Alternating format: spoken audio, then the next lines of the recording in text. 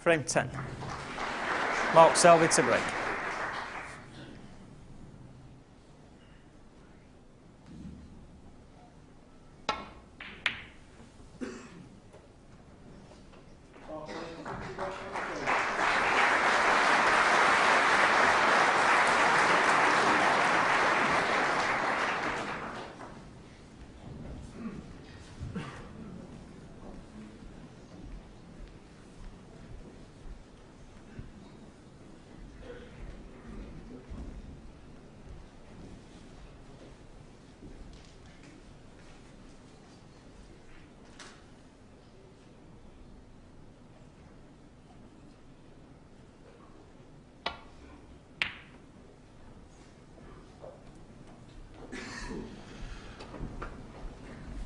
Well, he thought it was worth risking leaving the white up this end of the table because the black was tied up, but the angle he's left this red, Mark Selby can get out onto the pink.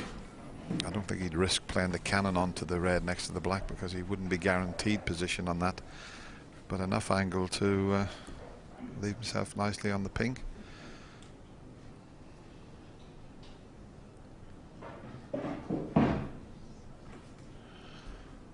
Just a little bit of noise from next door, just in between frames.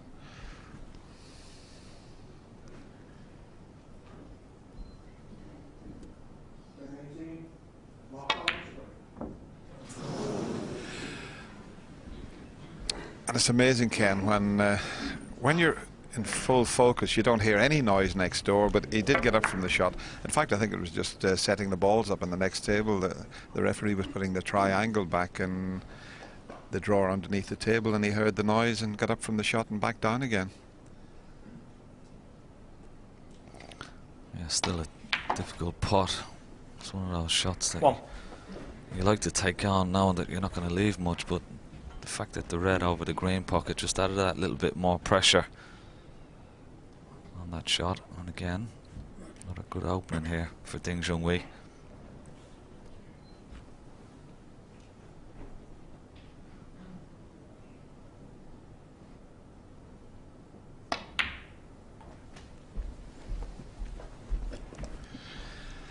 I don't think that red next to the black pots. I'm just a few shots ahead here, as Ding will be thinking. So it's not an easy chance by any means. He already had a glance at the red next to the black, and it doesn't look as if it pots.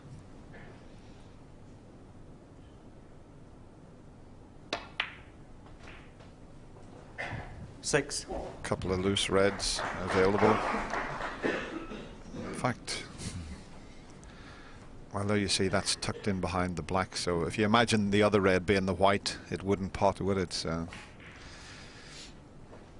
a little cannon onto the pink wouldn't be a bad thing. A delicate little cannon on the pink. It might tie the pink up, but it would leave him on those two reds.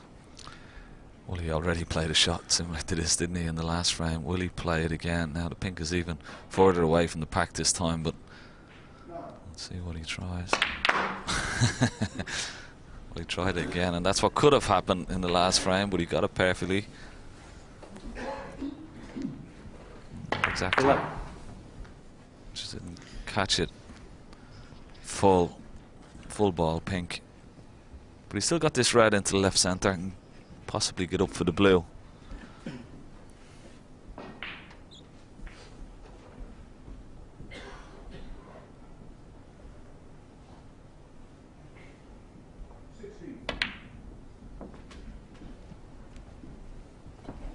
Well, that was the best he could manage from that angle. If he rolls the blue in, he may have a pot on a red, but as we show you, that pot any harder, the white would have followed it in, but he had to get as straight on the blue as possible to leave himself a chance of a red after this.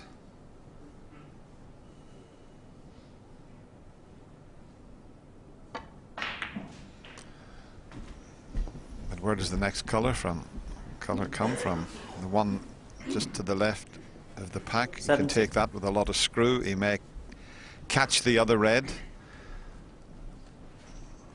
and if he does play the screw back and catches the bunch, he's got to be careful he doesn't go near the middle pocket, the right middle pocket. But this needs good cueing.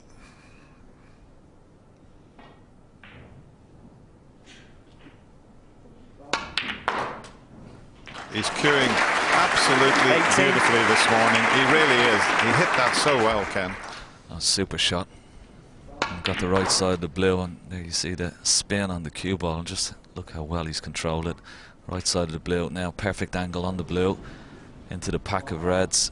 And he's going to try and hit it, I would say, quite hard, because sometimes a red from the pack can come down and release the black into play as well.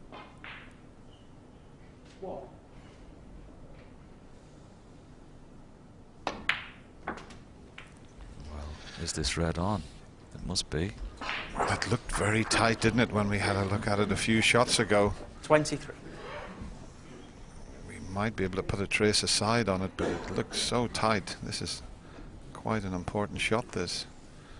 That's how close it is to the black, and it's just tucked slightly in behind it. We'll certainly see Brendan Moore, the referee, look very closely at this, because it does look very close. No, there was no problem. Good shot. 24.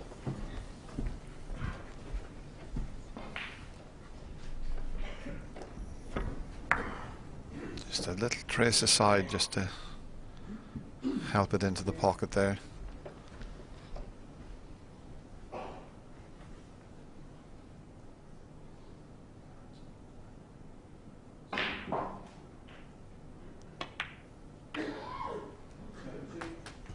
That was a delicate little shot, wasn't it? Just using the pack of reds to slow the cue ball down, knowing full well it'd still be on this red into the bottom corner pocket. 31.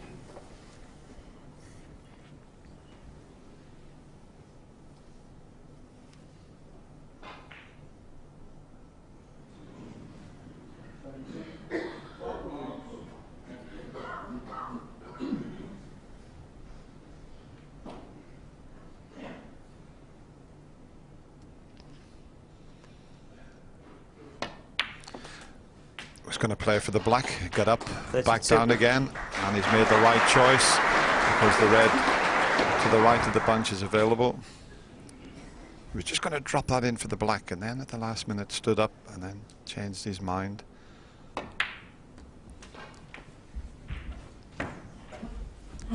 That's okay.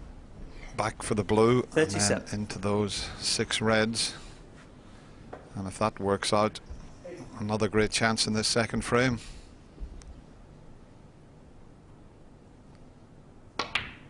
He only needed one chance 38. in the opening frame, and he made a break of 121. This shot works out. He could take the second frame also.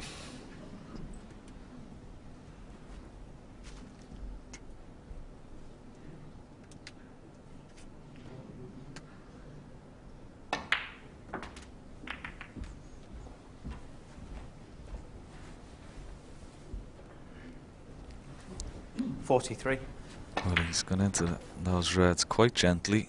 Could have used a little bit more pace, and he's looked very anxiously at that red in the middle of the bunch to see does it go into this bottom right hand corner pocket, but obviously it doesn't, because he'd be down on it very quickly.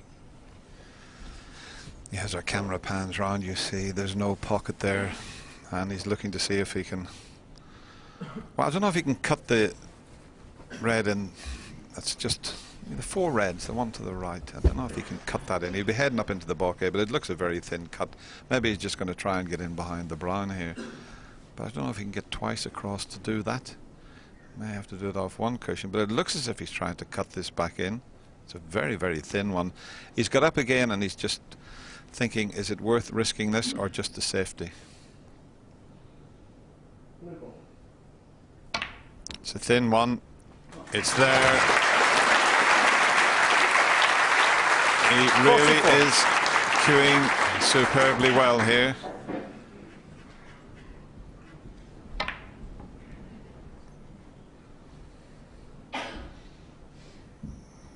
It's finished a little awkward, believe it or not, on yellow and green. That's why he's taking the blue for better position.